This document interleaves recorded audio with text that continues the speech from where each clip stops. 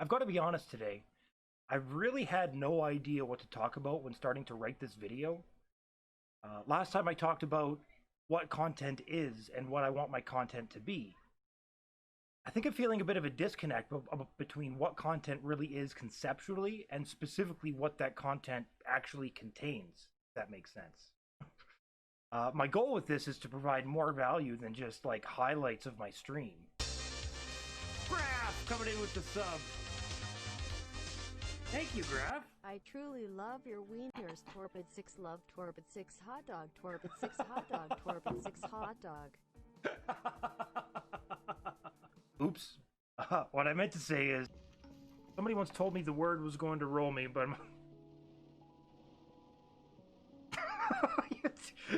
how the hell did I fall for that? Oh, jeez. It happened again. Oh, town. With your sound, you're in the blink. Gonna bite the dust, can't fight with us. With your sound, you kill the ink. So don't stop until you get it.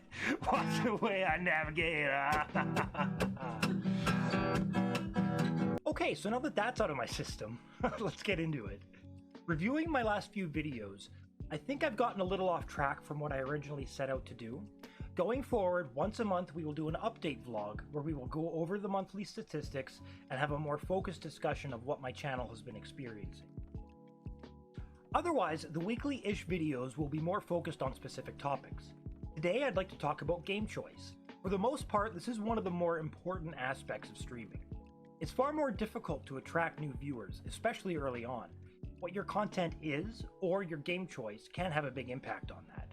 The strategy I use is to try and select games that already come with an audience within a certain range. At my size, I try to be on that first page of streamers, when sorted by language, and typically I want something within like the 500 to 2,000 viewer range.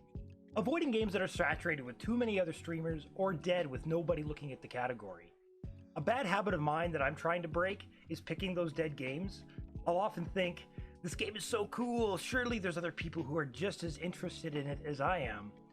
But this isn't a great way to attract new viewers. Like, I guess you could get lucky and it could work, but in my experience, it's not very consistent.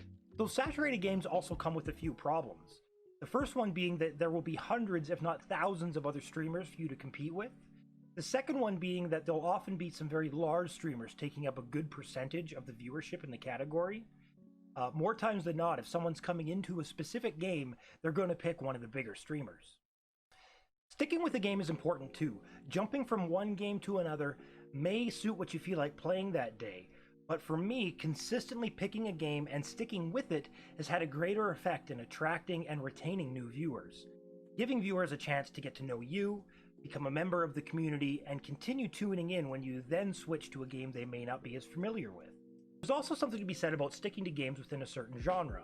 For example, going from playing, say, turn-based RPGs to military shooters can be a very drastic change and may not help with retaining the viewers that you worked so hard to get. What I try to focus on is playing action-based role-playing games. However, it's not set in stone. Recently I've gone from playing The Witcher 3 to Dark Souls to Hollow Knight and more recently Resident Evil 7. Well, at least they're kind of similar in tone, I guess. Actually, maybe I should try to follow my own advice a bit better, but hey, I'm not perfect. It's also vital that you pick a game that suits you as a streamer. You want something you can have fun with, but picking something where it's difficult for you to be entertaining while playing may not be the best choice. There's also skill-based games. Like, if you're really good at it, it's probably worth streaming. But if you have to focus super hard, that makes it difficult to interact with chat, and maybe you're still not that great at the game, may not lead to the best viewing experience. Now, all of this is my opinion. Take it or leave it, and don't be afraid to try different things, especially when you're newer to streaming. If you don't think something is working for you, by all means, switch it up. And if you aren't sure if you can be entertaining enough while playing a specific game, watch back some VODs to see if you can get a better idea of what's working and what isn't. You should be rewatching VODs somewhat regularly anyway, so that's a good time to see if there's any improvements that could be made via game choice. So in summary, try to pick games that are not too saturated but not too dead. Try to stick with similar types of games and play something you can either be entertaining while playing or bring value with skill or knowledge. Most importantly, keep in mind that game choice is something that is worth your consideration. as opposed to something that doesn't require much thought. Thanks for indulging my skit at the beginning of the video. I hope to find convenient times to insert clips for a bit of variety. My name is Torpid Logic. You can find me by the link in the description below. Please leave a comment, like, and hit the subscribe button. I appreciate each and every one of you. See you next time.